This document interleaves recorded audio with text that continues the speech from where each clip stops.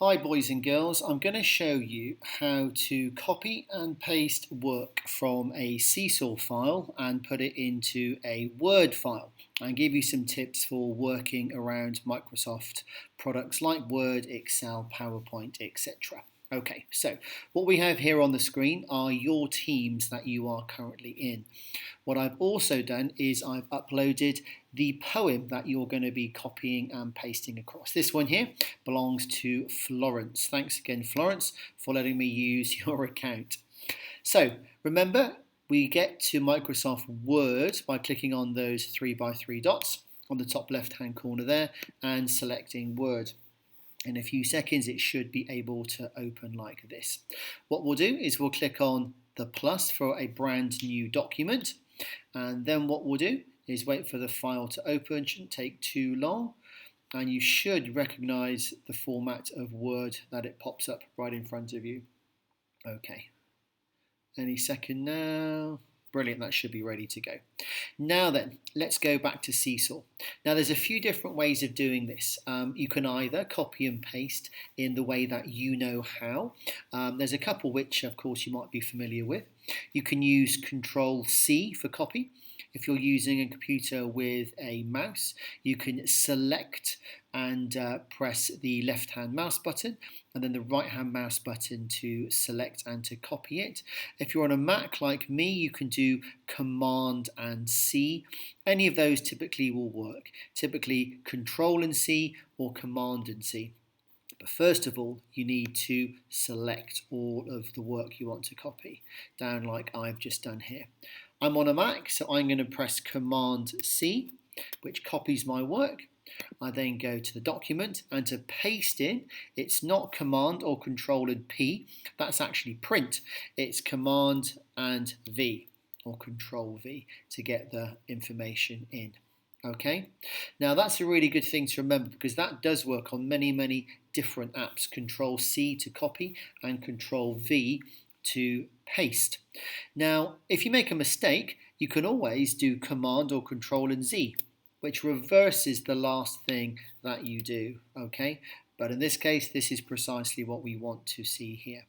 Now, what the document has now got is all of my poem included. But what I want to do now is to make the poem a little bit better presented, because all of this right now is on one single page, but it only covers half of it. So what you would want to do now is to play around with the formatting to make sure that new lines start on a new line. So that's your date, that's your title. Similarly, you can do Command and U to underline titles if you want to. Command and U to underline titles. If you want to make something bold, you can select it and do Command and B. That makes it a little bit, stands out a bit more, doesn't it? And also it's quite nice to have that in the centre of a line there. Now, if you have a look at the poem we've got on the screen here, you'll find that it's just been copied in all together, all in one great big paragraph. So what I'm going to do now is rearrange it so it looks the way like Florence has written it here. A year in Mercury is 88 days. A year in Mercury is 88 days. Put the cursor just after the full stop, press return, and it goes down to the next line. There's a teeny space there, so just need to tidy that one up. A day on the surface of Mercury lasts 176 Earth days. Go to the S, press return, tidy up at the front, and so on and so on. Now the idea would be is that you would tidy this up so you probably have all of your poem on either 1 or 2 pages. I doubt you would need more than that. If you need to make your writing on your poem a little bit bigger, very easy to do once you've edited all of it. So this one here, it looks like it's going to go onto 2 different pages. You would highlight, and then here, can you see there's a big A and a little a? The big A would make it larger, and the little a would make it smaller. You could also play around with the fonts here.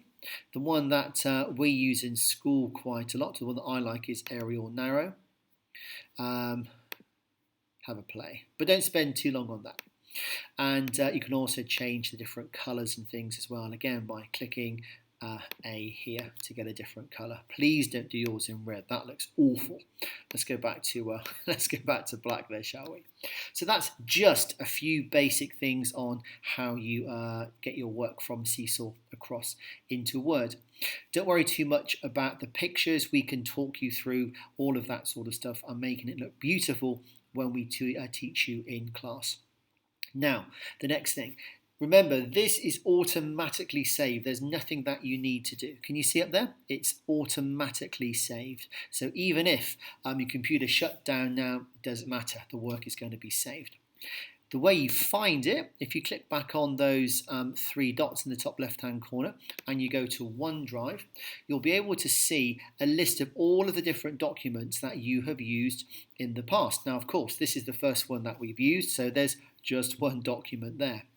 Always a good idea to give these documents a name. So if you highlight the mouse over the document and then go to the three dots, can you see there? And click it once. You've then got loads of different options that come up down there. Now what you're going to do is go down to rename. Click it once. And this is a poem about Mercury. So why don't we call it Poem About Mercury? Also, I think it's a good idea to do the date on here as well. So it's nice and easy for you to find if you need to in the future. Click rename and the document is instantly updated. Now, you're going to be doing quite a few things on Word over the next at least term, probably now until the end of the year. So let's get into some good habits. Let's create some folders for you to organise your work. Now, if you go to the plus at the very top of the page there and click it and click on folder, what you can now do is think about the different sorts of work that you do in class. English, maths, IPC, etc, etc. If you click on that there, you'll see that a yellow folder then comes up. So all of the work you do in the future that is for English can be saved in that folder. Very, very easy to move across. The folder is there. The document here, the Word document there, you can see on the left-hand side, has the W. If you click on the three dots once again, and you now go down to the option that says Move To, click that one. And on the right-hand side of your page, it asks choose your destination. Well, remember, your OneDrive is the place, is the memory in which you save all of your work. So you click on there. And it then has just one option for you, English. So you're going to save your work, move it from the OneDrive main folder to the English folder there. Click that and then click on Move Here, and the file hopefully should not disappear but now be seen inside the English file here. Okay, click on Back to My Files for everything else. That's very, very briefly a quick rundown on how you would open up a file, copy and paste a Word file and save it into a particular folder. Thanks very much for listening, boys and girls. All the best. I'll speak to you soon.